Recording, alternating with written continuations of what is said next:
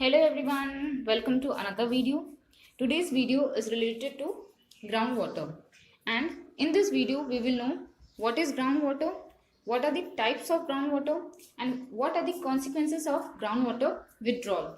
We will also learn about the geological formation of groundwater in detail, but in the next video in continuation of this topic.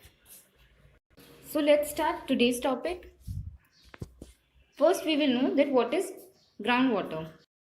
The water that soaks into the soil from rain or other precipitation and moves downwards to fill cracks and other openings in beds or rocks and sand is known as groundwater. Groundwater is a renewable resource, although the renewable rates vary greatly according to environmental condition. One important point to note is that the groundwater constitutes about 95% to the total fresh water in the world, excluding the polar ice. Surface water makes up 3% of our fresh water. This 95% shows that the groundwater is present in many forms. So next we will know the forms in which groundwater are present or the types of groundwater. The groundwater are of four types. First is the connate or fossil water, which is trapped in the interstices of the sedimentary rocks. Second is the juvenile magmatic or original water. This water is new water that exists within a magma or water-rich volatile fluids that are derived from a magma. This water has never been in the atmosphere. Third is the meteoric water, which comes from the rainfall, and fourth is the rejuvenated water, which results from the compaction of loosely packed sediments.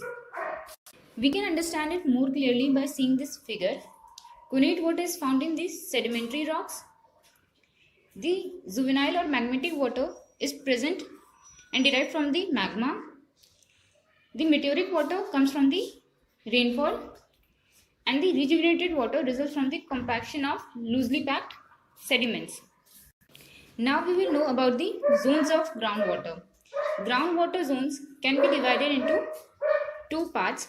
First is the unsaturated zone and second is the saturated zone.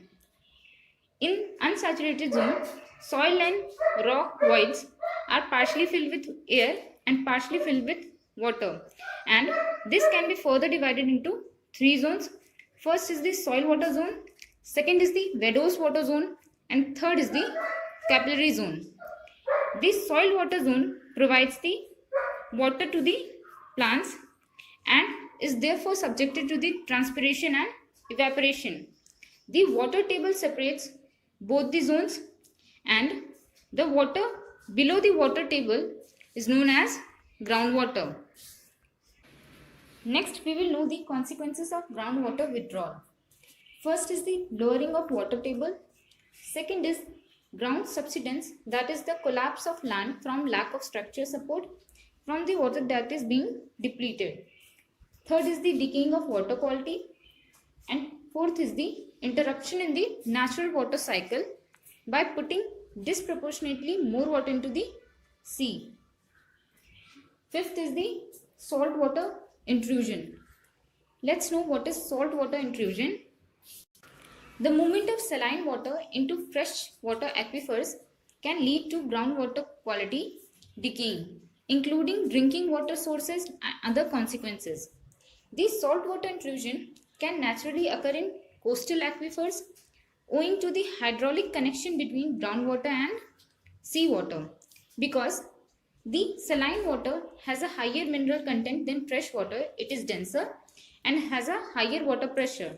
So as a result, this salt water can push inland beneath the fresh water, and certain human activities, especially the groundwater pumping from the coastal freshwater wells, have increased saltwater intrusion in many coastal areas.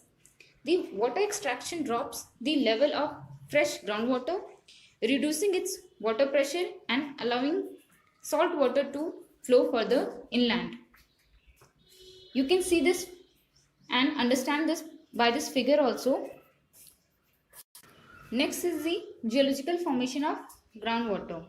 There are 4 different types of geological formation of groundwater. First is aquitard, second is aquiclude, third is aquifuse, and fourth is the aquifer. We will know about each of them in detail in the next video. So that's all for today. Hope you liked it. Thanks for watching.